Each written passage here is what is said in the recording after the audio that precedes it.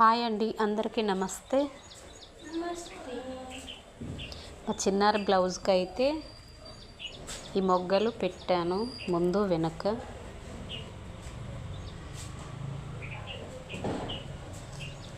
చాలా కష్టం అబ్బా, ఇలాంటివి ట్రై చేయడం విసుగుతో కూడుకున్న పని అన్నమాట.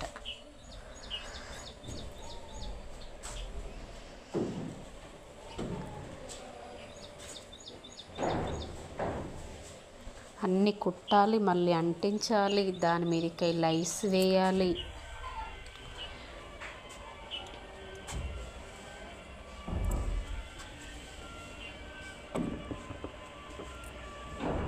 ఇలాగన్నమాట.